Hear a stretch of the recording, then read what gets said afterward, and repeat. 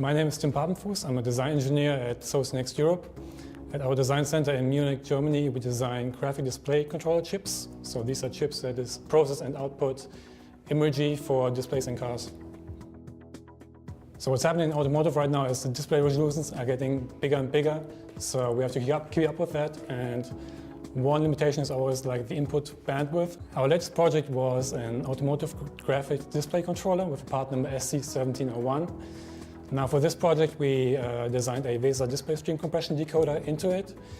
And the advantage of that is that with display stream compression you can compress the input video by up to 3:1 and still have a good visual quality. So we've used high-level synthesis before for other image processing modules, but with this design we had some other challenges to face. Partly because the design is just more complex and you have multiple modules communicating with each other, so we had to face that. The first challenge was to achieve the throughput. So we want to achieve a throughput of 3 pixels per clock. Now to do that, some of the processes within the display stream compression have a latency constraint of 1 cycle, meaning they have to process from input to output within 1 cycle. The second challenge we had was verification. So the verification space is virtually infinite because there are so many compression parameters that you can potentially vary. So for verification, we wanted to simulate at least a reasonable number of use cases at the System C behavior level. And for this, you also want to simulate the rate buffer behavior. So you want to make sure that your rate buffer is of the proper size and it doesn't underflow or overflow during operation. And for this, we needed a behavior level at System C, which is accurate in terms of throughput. In Stratus HLS, we built a hierarchical design consisting of several sub-modules, and we connected them together using handshake interfaces from the Stratus library, which is called Flex Channels. Now, Flex Channels has a non-blocking API, which gives you very fine control over the timing of the interfaces. And by that, we were able to really meet this latency constraint of 1 cycle, which we had in this design. So Cadence supported us in using this library and bringing up the design. Another feature we use from Stratus are the so-called the clock domain crossing interface library.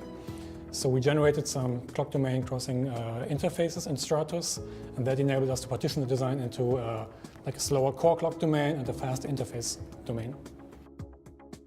One key result for us was to be able to do most of the verification on the behavioral System C level, which is much faster than just waiting for RTL and verifying it every time. And I think what you end up with Stratus HLS is you have a design that is much more reusable because it's just System C and technology independent. So for example, what we're doing now is power, performance and area optimizations.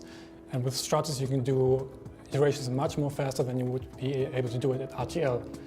For example, if you want to use a different technology library, you can just script that in. Or if you want to do a different configuration of your design, for example, using a lower color bit depth, you can just do a script for that. So it becomes less about having one perfect RTL design and more having like a solid design base and then scripting the optimal configuration for your project. What I would recommend to anybody starting a new project, and if you have a complex project which consists of several modules, first think about your model of communications, how you're going to connect the modules together, like what interfaces you're going to use, whether blocking and non-blocking APIs you're going to use. So first design that and then connect everything together and check that it still works. And then it's easy to fill in the computation parts, because your communication is going to determine what you can achieve in terms of throughput and latency. For more information on our range of technologies and products, go to www.eu.socionext.com.